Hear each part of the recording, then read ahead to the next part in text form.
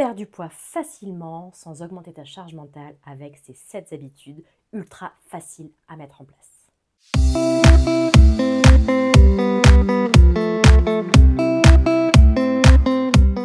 Je sais, cette introduction est extrêmement putaclic, mais l'idée c'est là. Quand tu veux entamer un processus de perte de poids, tu as une énorme charge mentale qui s'ajoute sur tes épaules. Donc une charge mentale qui d'une part vient de l'extérieur, de gens qui vont se permettre des commentaires, des conseils non sollicités sur ton corps, sur ton assiette, la façon dont tu manges, la façon dont tu t'entraînes. Voilà, sous prétexte que tu as à perdre du poids, que eux ils estiment du moins que tu as du poids à perdre, ils vont venir te faire chier sur ton corps, sur tout ce que tu fais. Donc ça, c'est déjà très lourd à porter et j'en reparlerai dans d'autres vidéos. Là, j'ai envie de te parler plutôt de la charge mentale que toi-même tu te mets pour arriver à suivre ton rééquilibrage alimentaire, pour changer tes habitudes et faire en sorte que ton assiette soit plus équilibrée de façon à pouvoir perdre du poids sur la balance. Moi-même, je suis dans ce cas. J'ai entre 20 et 25 kilos à perdre. J'ai recommencé un suivi diététique début juillet, voilà, une fois que j'ai pu vaincre ma dépression et mes différentes TCA. Donc maintenant, je suis passée à l'étape d'après, à savoir vraiment perdre le poids que j'avais pris à cause de tout ça. Et donc là, ça fait 2 mois. J'ai eu mon rendez-vous ce matin. D'ailleurs, c'est pour ça que cette capsule du mercredi sort un jeudi. Et tous les voyants sont au vert, c'est-à-dire que j'ai diminué ma masse grasse, j'ai diminué ma rétention d'eau et j'ai pris du muscle. Donc sur la balance, j'ai perdu du poids, j'ai perdu des centimètres sur la circonférence de mon corps. Franchement, tous les voyants sont au vert. Et ça, grâce à cette habitude ultra simple à mettre en place qui me permet tout simplement d'alléger ma charge mentale par rapport à mon assiette et à mon processus de perte de poids. Je te partage tout ça. La première astuce que j'ai mise en place pour arriver facilement à perdre du poids sans trop augmenter ma charge mentale a été de prendre l'habitude de planifier tous mes repas. Savoir à l'avance ce que je vais manger m'aide énormément au quotidien. J'ai pas à me poser la question quand c'est 19h de me dire mince, qu'est-ce que je cuisine? Mince, j'ai rien dans le frigo.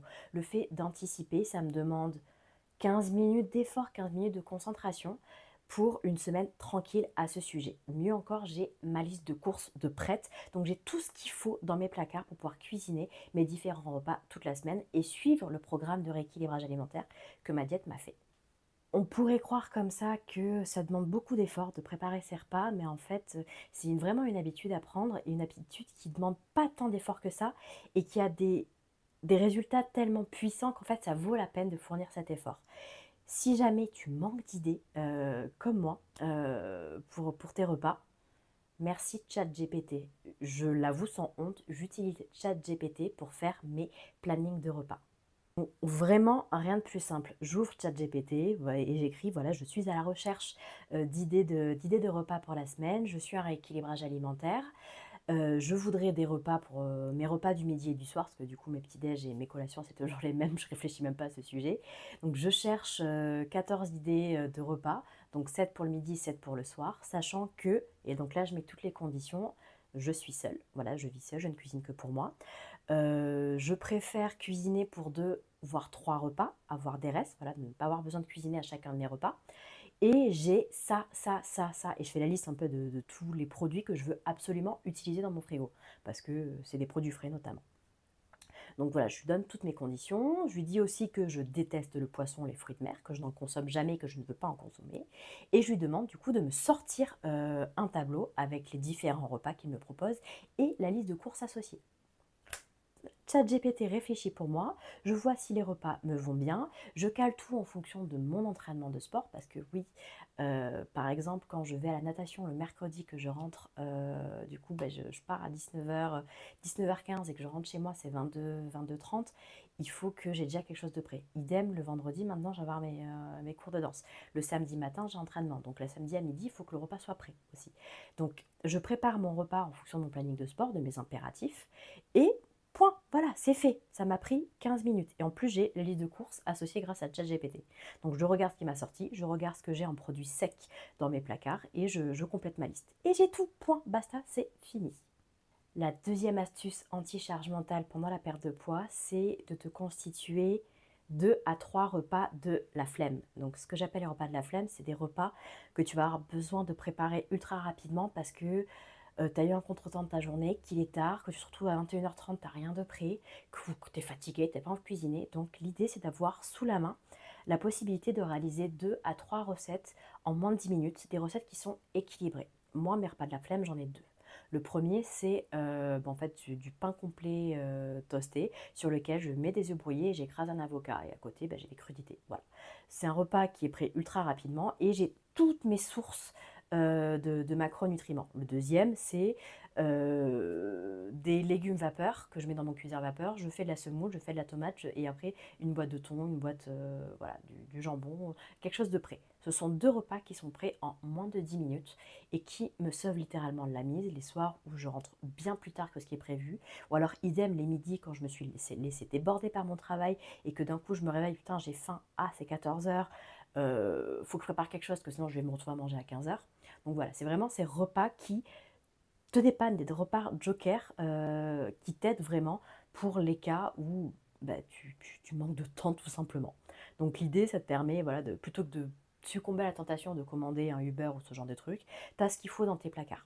Et donc quand tu fais tes courses, à chaque fois, tu t'assures que tu as tout ce qu'il faut pour tes repas joker de la semaine. La troisième astuce anti-charge mentale pendant la perte de poids, c'est de se constituer son propre carnet de recettes. Des recettes savoureuses, saines, équilibrées. Voilà, parce que le problème souvent quand on débute, c'est qu'on ne sait pas quoi cuisiner. Donc l'idée de planifier, comme je te l'ai dit, c'est que tu as tes repas à l'avance, mais encore faut-il savoir quoi mettre dedans. Donc dans un premier temps, tu as ChatGPT quand tu manques vraiment d'inspiration, mais au fur et à mesure que les semaines vont avancer, tu vas tester des recettes qui vont te plaire. Vraiment que tu vas trouver ultra délicieuses, ultra savoureuses et que tu vas vraiment prendre plaisir à manger. Ces recettes-là, tu les marques dans un carnet. Voilà, ça peut être la recette d'une sauce salade, ça peut être une recette d'un cake salé, voilà, tu marques tes recettes. Comme ça, le jour où tu as besoin de créer tes repas, tu feuillettes juste ton carnet et tu regardes ce que tu as envie de manger. Et juste tu notes. Et tu sais que ces recettes-là, tu vas te régaler. Parce que le plus compliqué dans la perte de poids, c'est vraiment de prendre plaisir à manger. On associe trop souvent les repas régime, les repas rééquilibrage alimentaire à des repas vraiment sans saveur. Voilà, des repas fades où tu as juste des légumes vapeur et 3 feuilles de salade non assaisonnées. Et franchement, non, c'est déjà suffisamment compliqué, on a déjà suffisamment de charge mentale à porter. Si en plus, ce qu'on a dans l'assiette, ça ne fait pas rêver, ça n'apporte aucune satisfaction culinaire ou gustative, flemme, enfin, tu n'arriveras jamais au bout de ton projet. Donc vraiment, à chaque fois que tu tombes sur une recette coup de cœur, quelque chose où tu t'es régalé, note-la.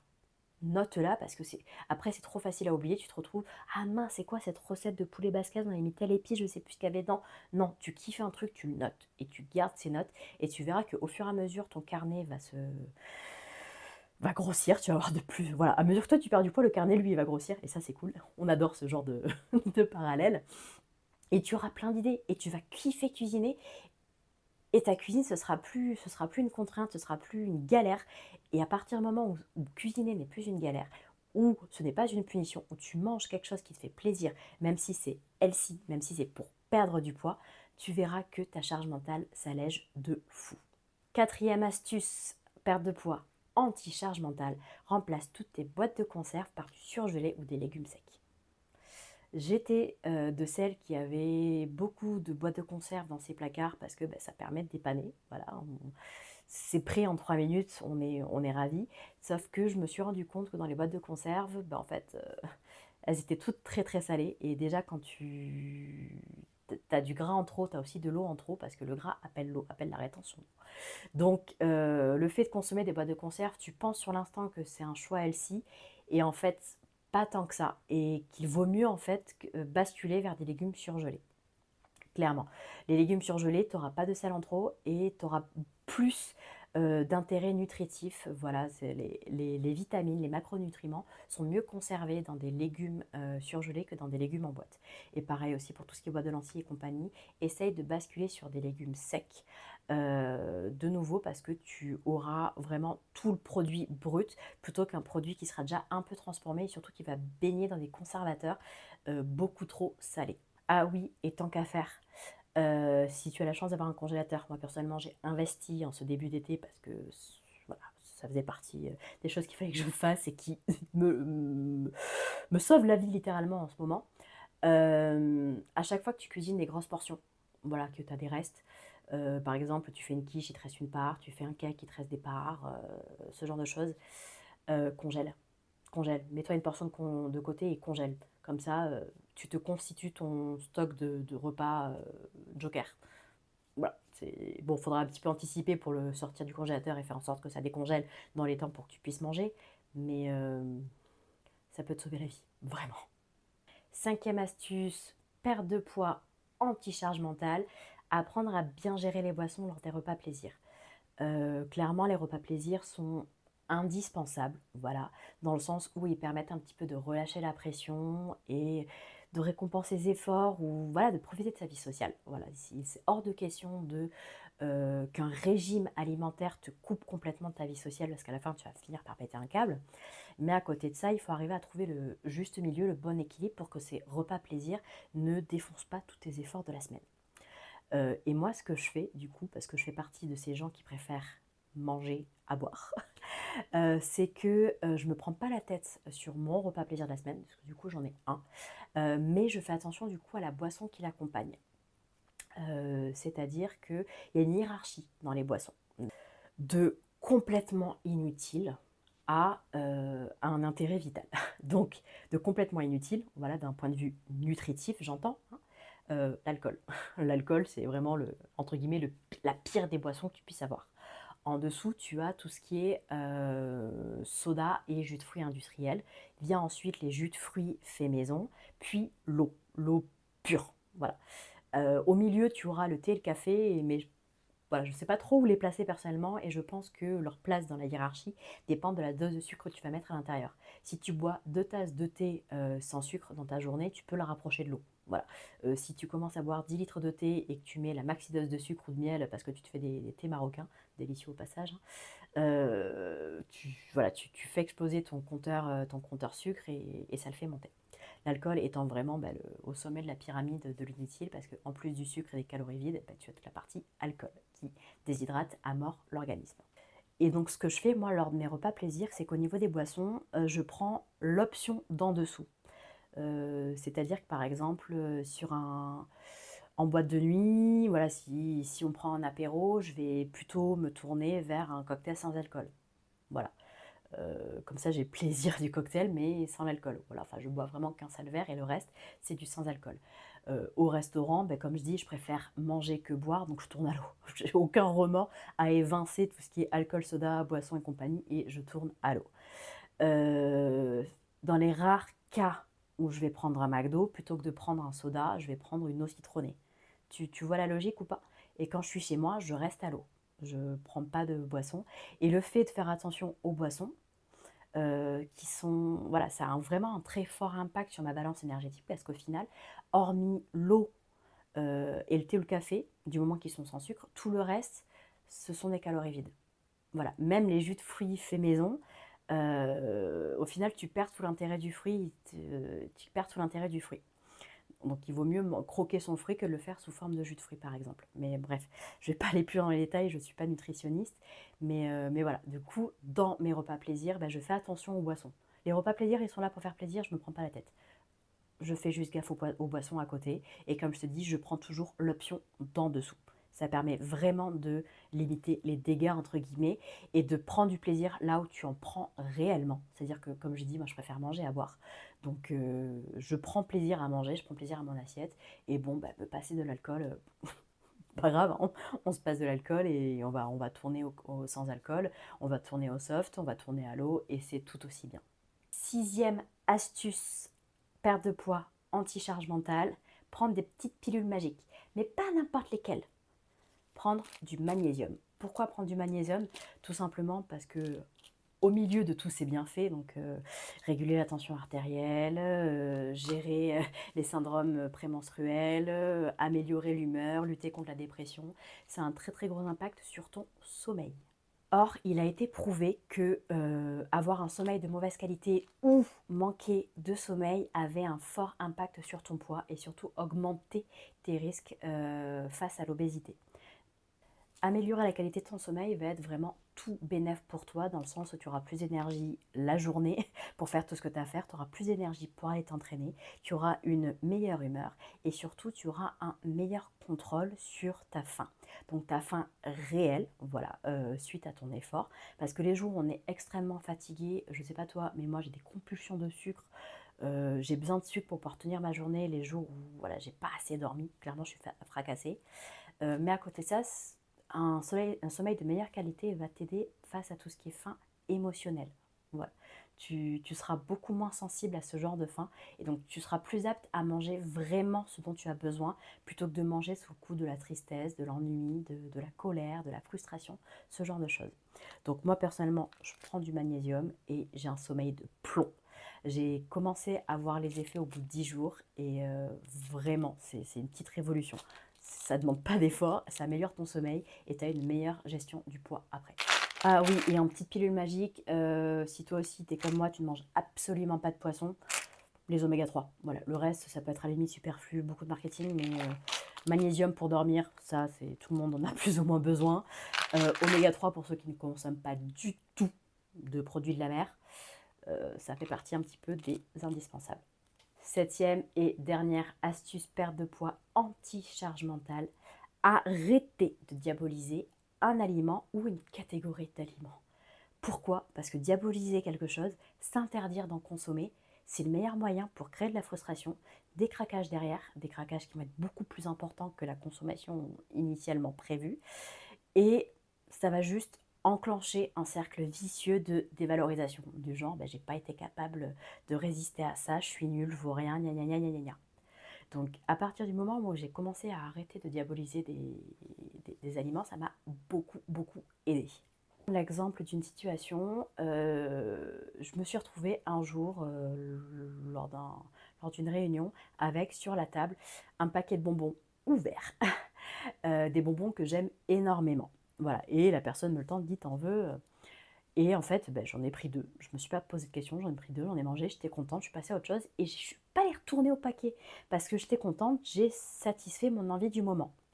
Alors que avant, ce même paquet, j'aurais refusé d'en manger en disant non, faut pas, c'est pas bon. Le jour d'après, je serais allée faire des cours, j'aurais acheté le paquet, je l'aurais défoncé en 3 secondes et demie. Voilà, le premier, j'ai mangé 2 bonbons, l'apport en sucre, l'apport en mauvaises choses est extrêmement limité.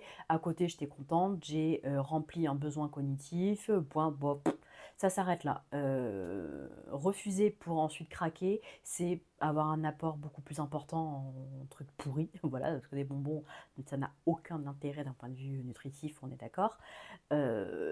Et puis derrière, un sentiment d'échec, une belle vague de merde, de sentiments négatifs et d'autodévalorisation. Donc clairement, le fait de ne plus diaboliser des aliments, de ne plus diaboliser des catégories d'aliments, parce que celles qui ne mangent pas ni de glucides ni de lipides, je vous vois, ça aide en fait à limiter les craquages et à surtout apaiser les relations qu'on a avec son assiette. J'espère que ces 7 astuces perte de poids anti-charge mentale vont t'aider. Surtout, prends soin de toi. N'hésite pas à te faire accompagner par des professionnels de santé diplômés et formés, surtout qui se forment régulièrement. Fais attention un petit peu à toutes les informations que tu peux trouver sur les réseaux sociaux. Beaucoup propagent des idées reçues, certaines qui peuvent mettre ta santé en danger. Donc surtout, prends soin de soi. J'espère que cette vidéo t'a aidé. N'hésite pas à me laisser en commentaire et à me dire quelles sont toi les petites astuces anti-charge mentale que tu as mises en place pour t'aider dans ta perte de poids. Et en tout cas, je te dis à bientôt pour une prochaine vidéo.